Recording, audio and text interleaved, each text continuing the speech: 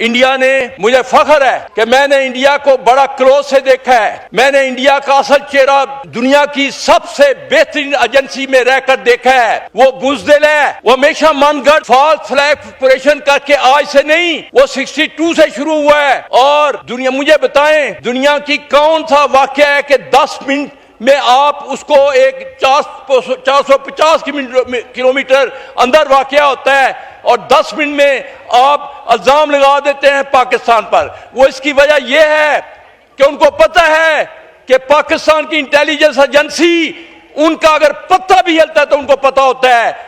हम अल्लाह, उनको खौफ है, एक जो वो खौफ उनसे नहीं निकल सकता। और ये दुनिया की टॉप जो अपने आप को यूनिवर्स कहते हैं, उन्होंने भी कहा कि पाकिस्तान की एजेंसी दुनिया की बेहतरीन एजेंसी है। लेकिन ये अपने सिक्योरिटी लैब्स की बजाय हमेशा पाकिस्तान को ब्लेम करते हैं। लेकिन मैं इस दफा बताना चाहता हूं, 1965 में उन्होंने चोरों की तरह रात के अंधेरे में, पाकिस्तान की फौज जब कंटोनमेंट में थी तो उन्होंने रात को अंधेरे में सियालकोट सेक्टर और खेमकर के सेक्टर में चोरों की तरह घुसे।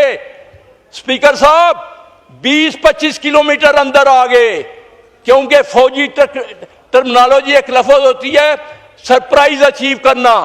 आप जिस तरह मैं बैठा हूं, मुझे नहीं पता, मैं आराम से बैठा हूं, एक मेरा दुश्मन आकर मुझे काबू कर लेता है, 50% आप जंग जीत जाते हैं। उन्होंने 65 में सरप्राइज हासिल किया। लेकिन जब मेरी बहादुर फौज हरकत में आई, सियालकोट पहुंची, वो उस वक्त railway line Pasrur Sialkot road पर कब्जा कर चुके थे। अल्लाह के फजल करम से वो कलमा था जो उस वक्त सिपा सलार ने पढ़ा था, इंडिया तुमने किस कौम को ललकारा है, जिसके सीने में उस वक्त सिर्फ हम 8-9 करोड़ थे, जिनके सीने में कलमा बस्त है, ला इलाहा इल्लल्लाह मोहम्मद रसूलुल्लाह। और जिस कौम में ये कलमा बस्त है वो कौम डरती नहीं है।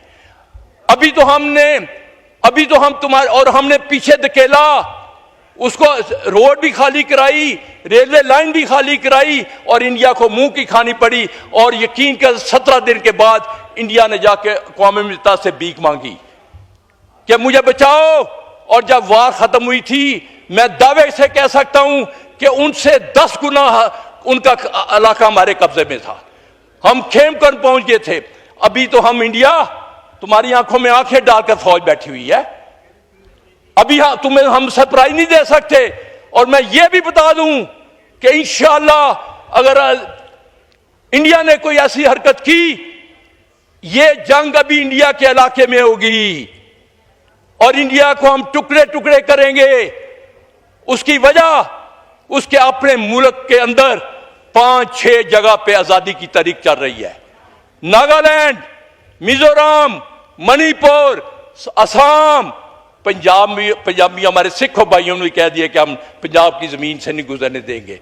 कश्मीर, और देखे उस औरत का हौसला, इंडिया के मीडिया को कह रही है, उसने कहा तुम हिंदुस्तानी हो, कहा ना मैं कश्मीरी हूं। जब हमारी माएं बहनें वहां रहकर इस जज्बे रहा तो हम तो पहले ही तैयार हैं। और मैं ये भी बता दूं कि इसी तरह उसने एक हरकत की 1987 में, मैं उस वक्त इंटेलिजेंस एजेंसी में था। इजराइल जिसका यह जानशीर है, इंडिया जिसके कहने पे सब कुछ कर रहा है, उस वक्त पे इनका नेक्सस हुआ था। इजराइल ने अपने जहाज भेजे थे हमारे कहूटा पे अटैक करने के लिए, लेकिन खुदा के फजल से उस बेहतरीन फौज को, उस हमारे एयरफोर्स को मैं क्रेडिट देता हूं कि 48 घंटे रहकर उनको पसपाई करने उनकी जरूरत नहीं हुई आएगी। और मैं एक और वाकया आपको बताता हूं, 87 में सुंदर जी उनका चीफ ऑफ आर्मी स्टाफ था।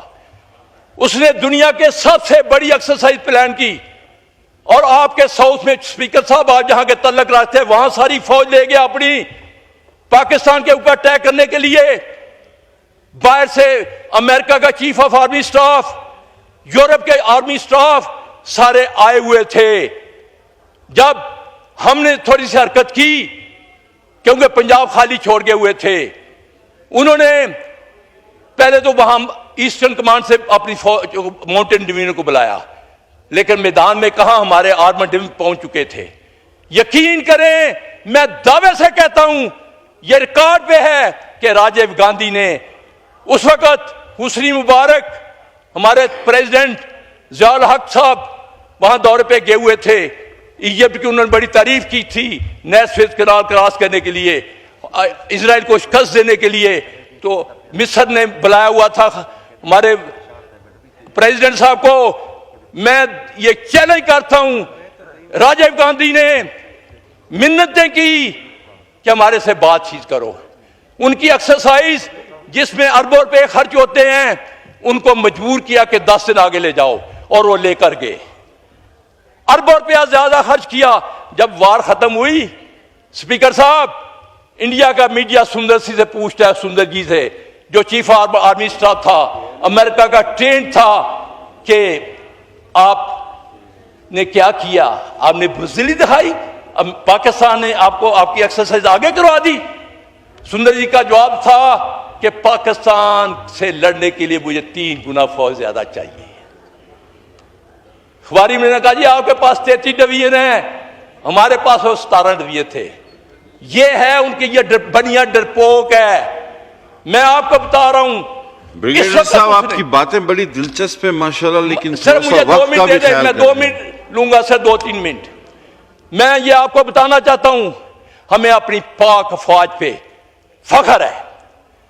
खा वो बड़ी जमीन हो, बड़ी फौज हो, वो जज्बा ईमानी जो सबसे बड़ी ताकत है, ला इलाहा इल्लल्लाह, हम उस पर सरशार है। पाक फौज बेहतरीन पायलट, उसका 2019 में नमूना दिया। नंदन को गिराकर पकड़कर उसको चाय पिलाई। अभी इंशाल्लाह इनको सबको पकड़कर हम चाय के साथ तजीब बेकरी के बिस्कुट भी खाएंगे। ठीक है। मैं पाकिस्तान जिंदाबाद।